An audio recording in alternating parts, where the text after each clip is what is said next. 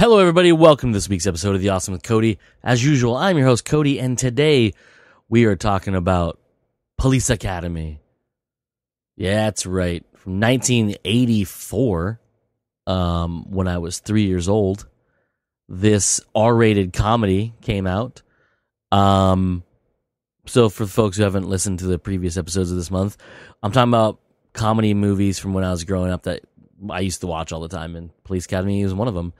Mind you, I didn't see it in theaters when I was 3. I might have, but I don't remember seeing it in theaters when I was 3. I just remember seeing it on TV, and then later, not knowing it was as rated R as it is, watching it on VHS, we rented from our local rental place. Videos R Us is the name of it. I think it was actually technically Videos R Us 2. I think was the name, but anyhow, we rented it, and my brother and I were drastically shocked of how much nudity was in it that we didn't know from watching it on TV. So we were pleasantly surprised. Anyhow, Police Academy, for the folks who don't know, is a technically major franchise. So this movie spawned 6 sequels. The latest, let's see. The newest of them is released. Where is it at? 1994? Yeah, Mission in Moscow. 1994. And there was like a, let's see, rapid fire. So 84, 85, 86, 87, 88, and 89. And then 5 years after that, or well, actually, 5 years after that one is they did Mission to Moscow. But in between that, they did the television program, Police Academy, which, if I'm not mistaken, was on,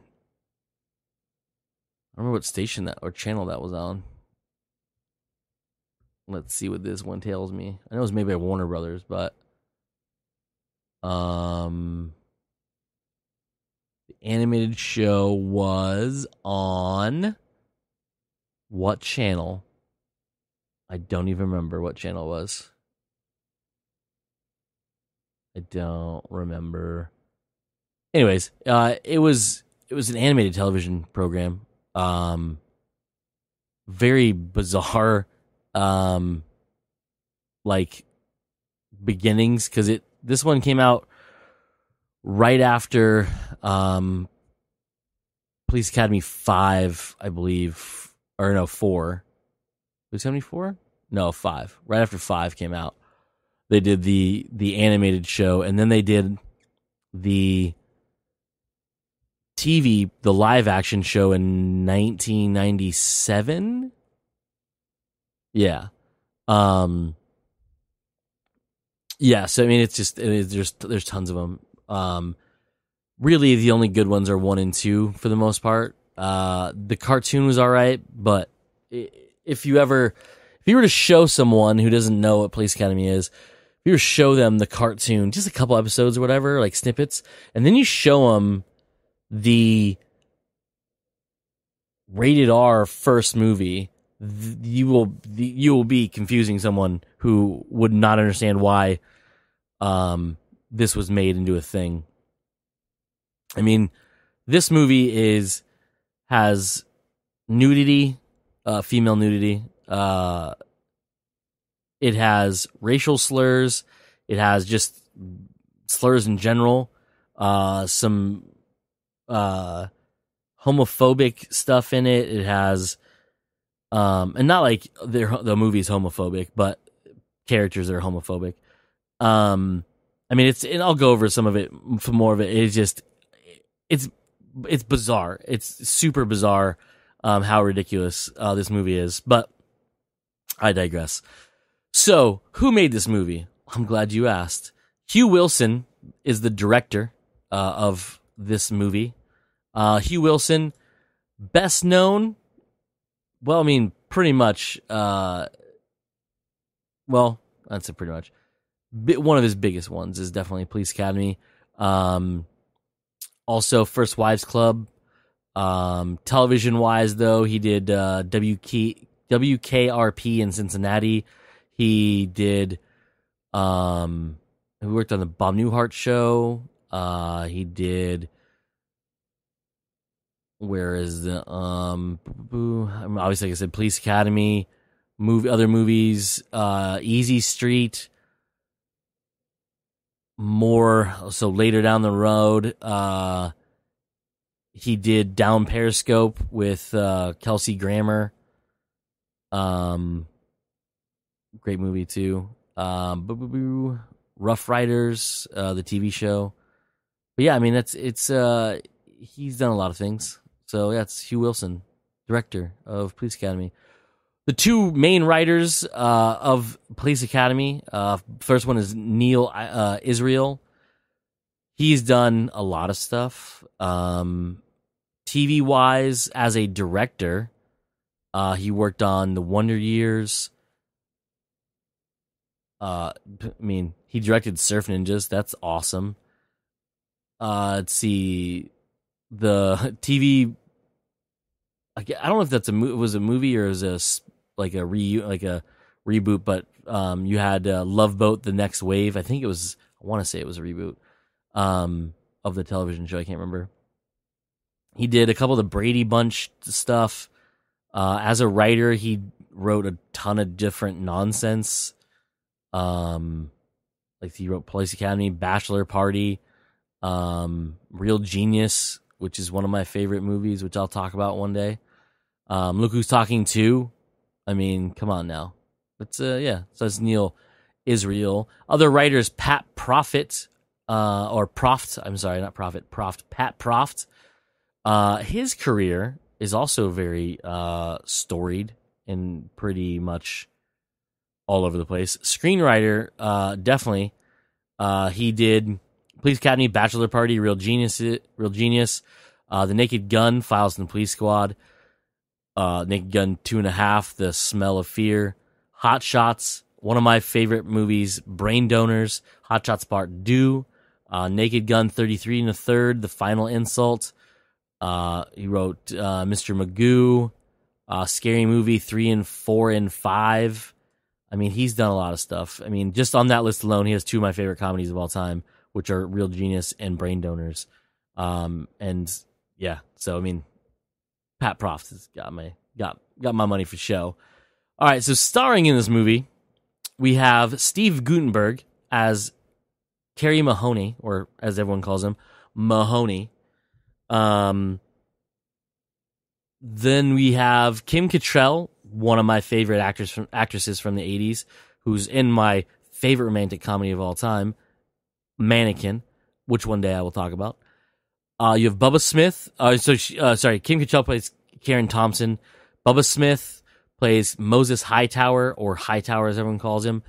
Donovan Scott plays Leslie Barbara, who everyone calls him Barbara. Mostly they go by their last names. You have Michael Winslow, the human beatbox machine, playing Larvell Jones. Everyone calls him Jones or Jonesy.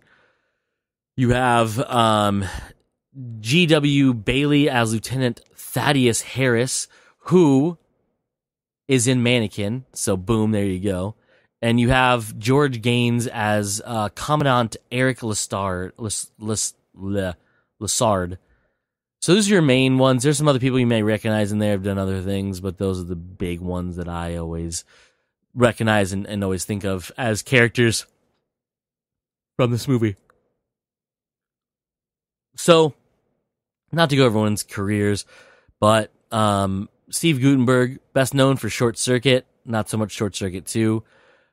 He's also known for Cocoon, Cocoon the Return, obviously. He was in the first 4 Police Academies, right? Yeah, 1, 2, 3, and 4. As you know, Kerry Mahoney in there. But yes, I mean, he's done a lot of things. and he's been, I mean, pretty active all the way till even recently. TV wise, did a lot of like ones episodes and TV movies, nothing long term. That I know of. I think I don't. I don't think he did anything long term on there. That's Steve Guttenberg, everybody. Kim Cattrall. Kim Cattrall is best known for her role on Sex and the City, because that show was massive when it came out. I mean, it ran for I don't even know how many episodes. Something like, well, she was in 94 episodes of it. Ran from 1998 to 2004. So, I mean, that's a pretty long time for a television program. Movie-wise, doesn't matter. She was in Mannequin. That's all you need to know. Mannequin and Police Squad. Or Police Squad. Police Academy. Police Squad. That's a different movie. And then, I mean, she's been in, so many different things. But Kim Cattrall, I mean, she's one of her other ones, I should say, point out, is Big Trouble in Little China. You should definitely watch that for sure, because, I mean, it's amazing, and she's in it. Bubba Smith. Bubba Smith was a football player. He played professionally, he was on the Baltimore Colts. And then later he was like, on the Saints or something? I don't know his career or whatever. But acting wise, he was in Police Academy. He played Hightower in all of them. Maybe, was he not in Mission to Moscow? No, he was only he was in 1,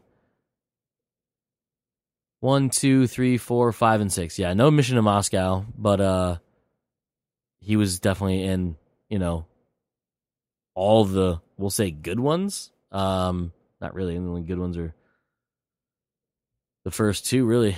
Well, actually, no, 3 was pretty good, too. He was in Blue Thunder. Holy shit, I forgot about that. One of the many great helicopter television programs. He was in Black Moon Rising, that piece of shit movie we watched. I remember him in that movie. Oh, yeah, I do. He was one of the feds, right? Holy shit, I forgot about that. Anyways, to know what that movie is, listen to the main podcast, look it up. It's Black Moon Rising. It's one of the worst movies I've ever seen in my life, with really good actors in it. So terrible. So terrible. Anyways, Donovan Scott. Donovan Scott plays Leslie Barber in the movie. But he's been in a handful of things, nothing really big. Probably his biggest role, well, Leslie Barber is his biggest role by all stretches of the imagination. But he's been in he was in Back to the Future 3, right? Yeah. He was in Splash 2, the terrible sequel. He doesn't have a lot of really good movies. He was Popeye. He was in Popeye. Remember that movie?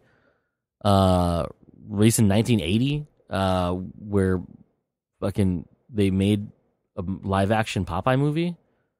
Robin Williams played Popeye. I mean, it was ridiculous. But he plays Castor Oil in that one. I believe is the fat guy in that looks like one of the old comedians. I can't remember which one. If he looked like that, it doesn't matter. Anyways, that's Donovan Scott. He hasn't done a whole lot of things. He's done a lot of things. Just not a lot of notable things. He was the sheriff, and I Know Who Killed Me. Wow, I didn't realize that. That's pretty cool. Anyways, next up, Michael Winslow. Michael Winslow, stand-up comedian, dude that does 1,000 sound effects, as people have called him. Played a pretty large role in this, but much larger in the other movies, where he was mainly main cast of pretty much all of them, and he came back for the TV show as well. if I'm not mistaken. I will tell you in 1 second here.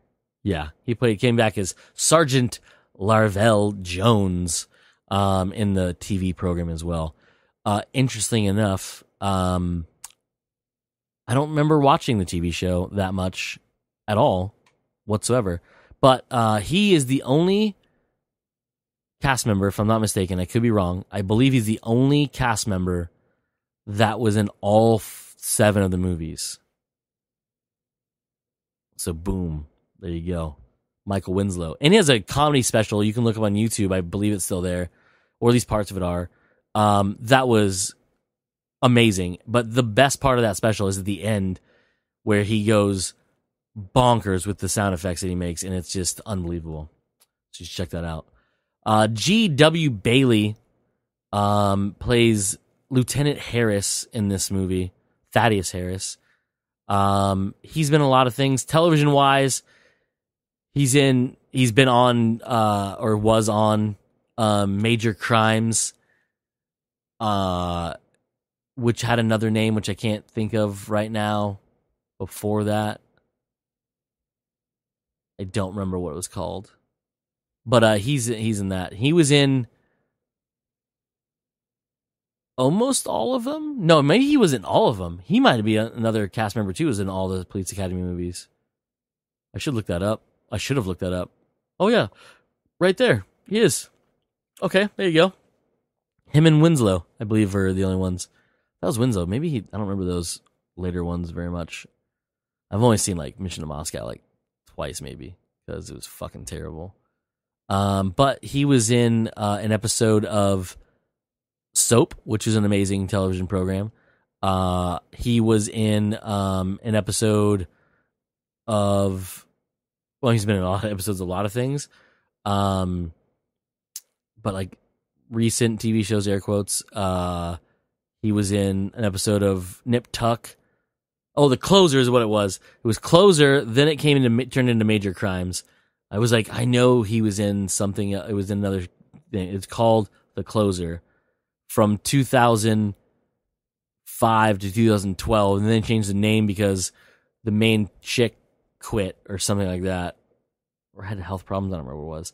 And then they changed the name, but he stayed on, and so he did that until 2018. So he was on that show for 16 years. I did terrible math there. 13 years. On one program for 13 years, they had 2 different names, videos.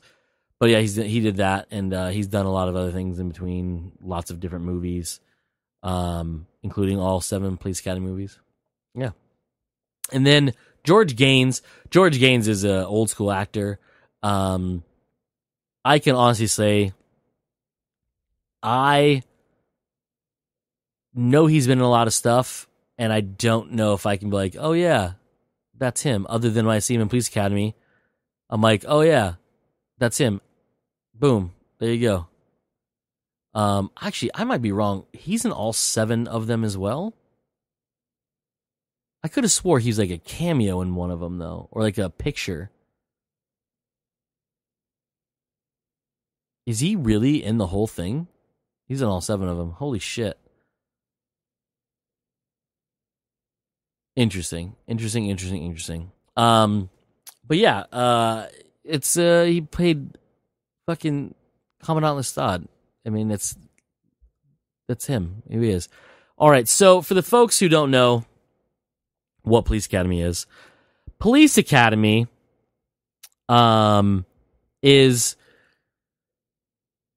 a rated R comedy about a bunch of, so basically, okay, I'll set the story up. I'm not gonna fucking give you the pitch for it. So due to a shortage of police officers, the newly elected mayor of the unnamed American city requires the police department to accept all willing recruits, regardless of gender, body weight, skin color, or age. So that's the stipulation. That's how they set this movie up. So then you say, well, where do these misfits come from? Well, it's because it's all the people who weren't able to really join because of things like age, skin color, body weight. They were never really in, like, they didn't let women in They didn't let fat people in. They didn't let overly tall people or overly short people in. Pretty sure they steered away the gays as well, gays and lesbians. And then race was obviously a big thing too. They say skin color here, but it's race is really what it is. So Kerry Mahoney, played by Steven Guttenberg, is an easygoing man who has a lot of legal trouble. He gets forced into going into the police academy by an old family friend of his father, Mahoney's father was a policeman. And when this happens to avoid jail time, he says, okay, yeah, sure, I'll join the academy.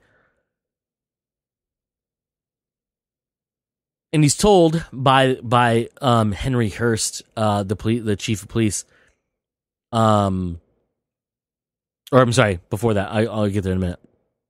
So Captain Reed, who is the one that forces him into the police academy, says he cannot quit. If he quits, he goes to jail. So Mahoney's like, I'll just get kicked out, but he doesn't tell him that.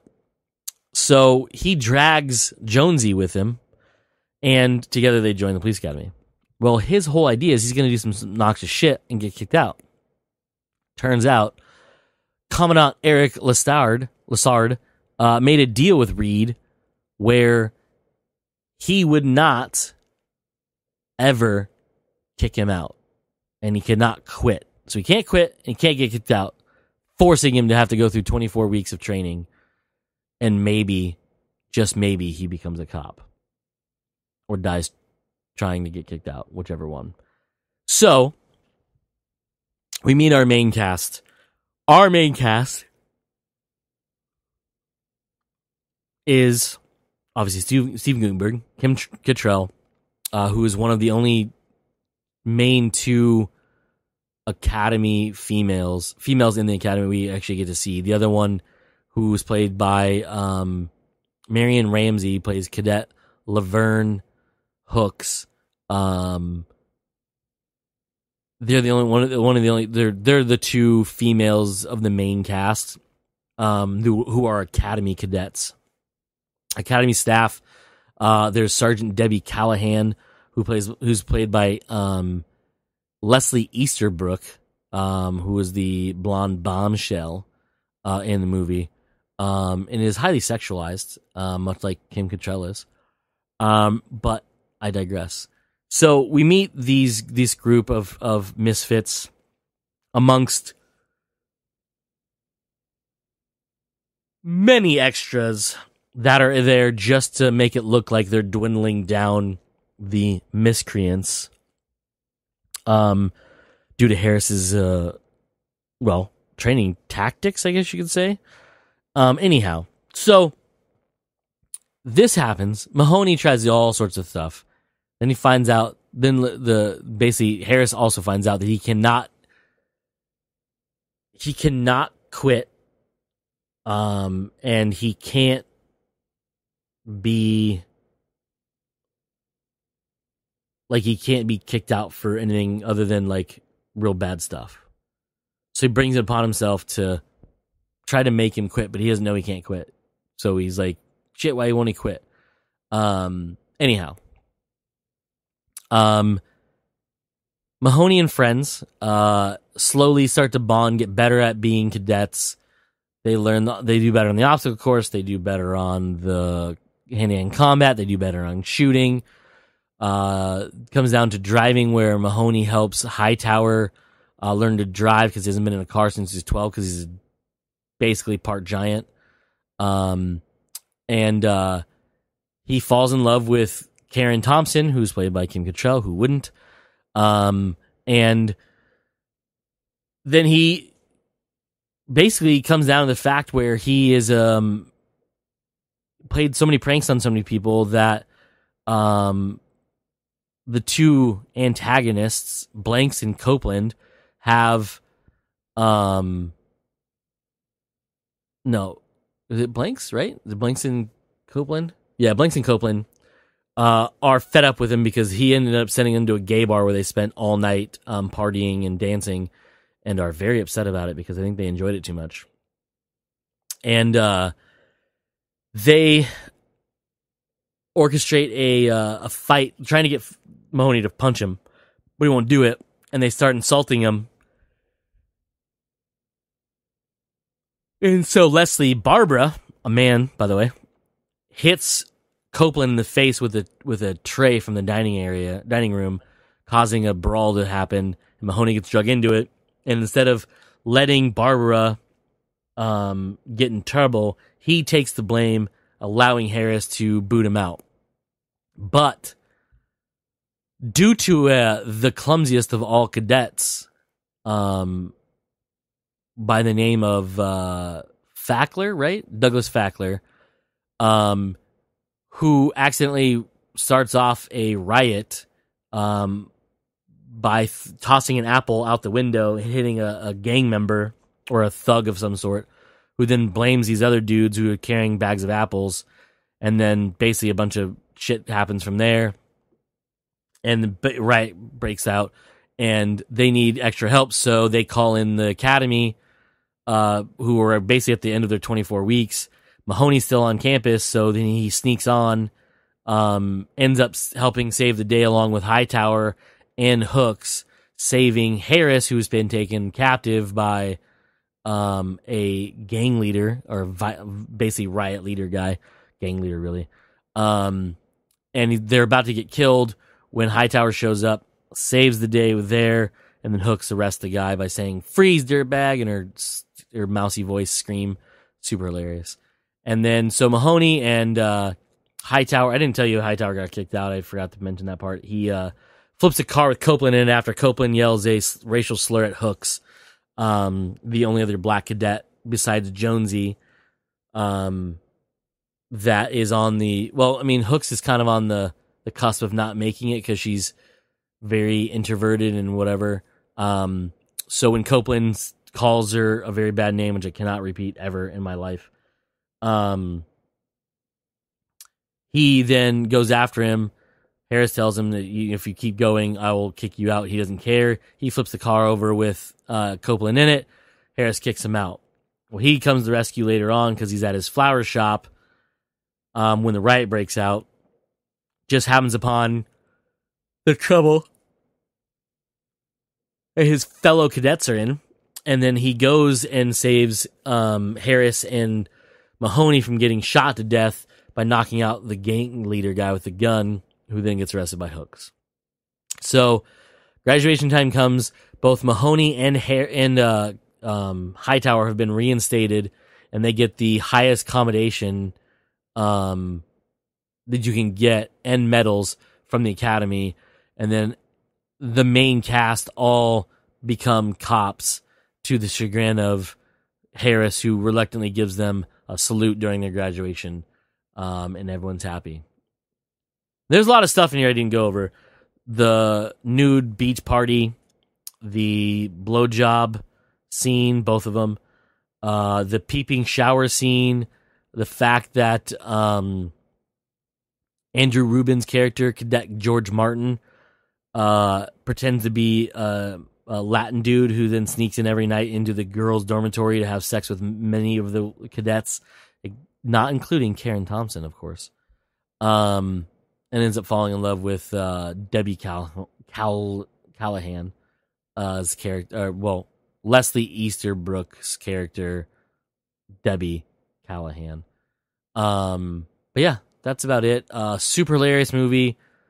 Very 80s, because you cannot make this movie nowadays and make it a comedy. It would just be a hate crime type thing. But in the 80s, you could laugh off racism as being, hey, those goofy racists. Now it's not that same way. And when you watch this, if you don't think I'm kidding about that, when you watch it, it's literally punchlines are racial slurs and slurs towards homosexuals. 80s were a wild time, everybody. Some would say the good old days. But movies like this, they use that because it wasn't a hot button topic. Well, it fucking turned out to be one, but they didn't know that back then. So, fun little fact.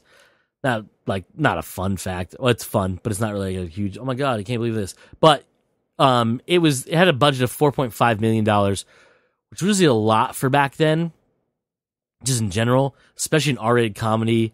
But Warner Brothers was like crazy back in the day.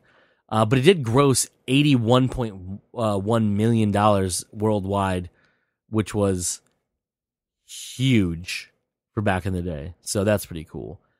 But anyhow, that's it for this week's episode, everybody. I've been talking about Police Academy, and as usual, me being your host, Cody, always signs off saying, let's be awesome.